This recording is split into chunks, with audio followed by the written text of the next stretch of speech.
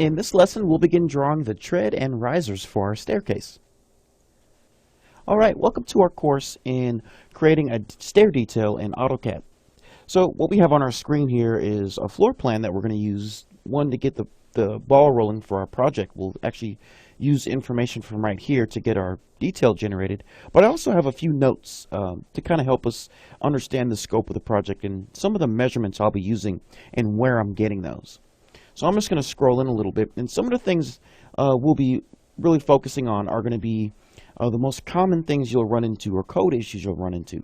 So we're going to run into issues with the required dimensions for our risers and treads, height of handrails, the diameter of our handrails, our stairway width, our width and depth of our landing, the railway extensions both at the top and the bottom of our stairway, headroom, and also what happens to our staircase if we are going from point A to point B and that distance is greater than 12 feet. I also have a couple of notes here to kind of help me along with my detail. They left me a note here to let me know what kind of stringers I'm using, which will basically be our C channels. It'll be exactly 8 inches deep, but the thickness of that will actually, or the gauge will be about a 1/4 inch thick. And the beams underneath the landing will be 12 inches deep, with a 1/4 inch thickness. So we'll kind of keep some of these things in mind as we're going, and I'll kind of refer back to this just to kind of let you know exactly where I got the measurements.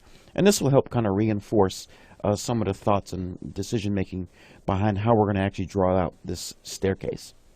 So as I mentioned, we're going to start out with our riser and our tread. So by code, we have to have a certain basic dimension for our risers, and our risers can't exceed 7 inches. So I'm going to go with 6 inches because it's easy to do the math, especially when you have a pretty even floor height. In our case, which is 14 feet, is what we're actually going from point A to point B. Our tread, which is basically that surface that we'll be stepping on, it's going to be 12 inches. Again, that's for easy math.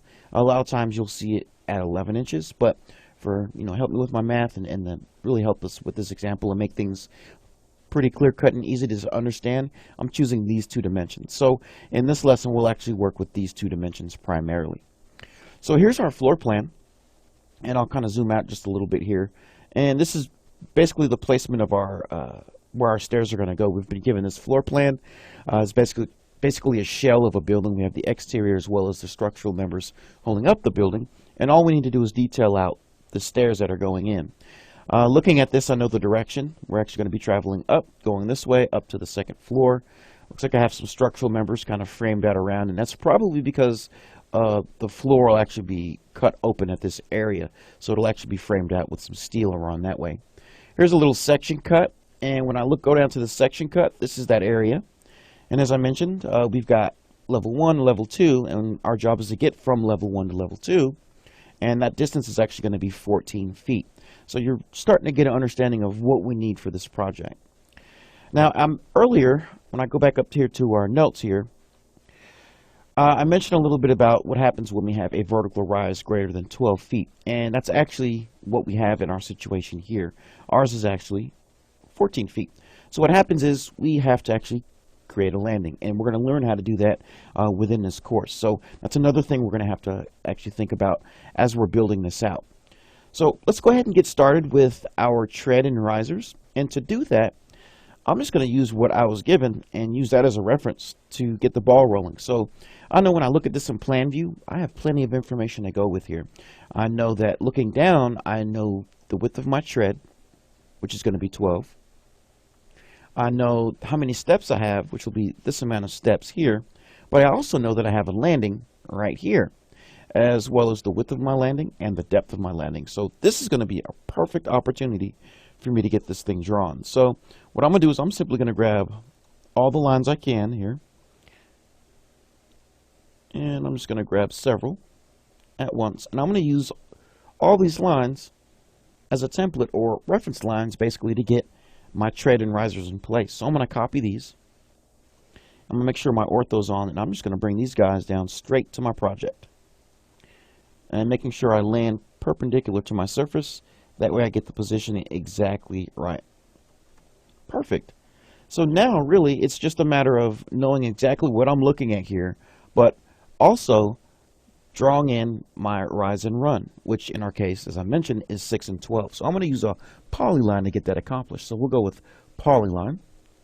And the reason why I'm doing that is because a little bit later we'll actually take what we drew, and since we will have a flight of stairs going up one, a landing, and another flight, we'll actually use polylines to create the first flight, and that'll make it much easier to copy and take what we have for the first flight and just run it up to the second flight, which will actually get us up to the second floor. So let's simply draw in those risers. So I'm going to start at this point down here, and I'm just going to go up in this direction, 6 inches, and I'm just going to run straight over.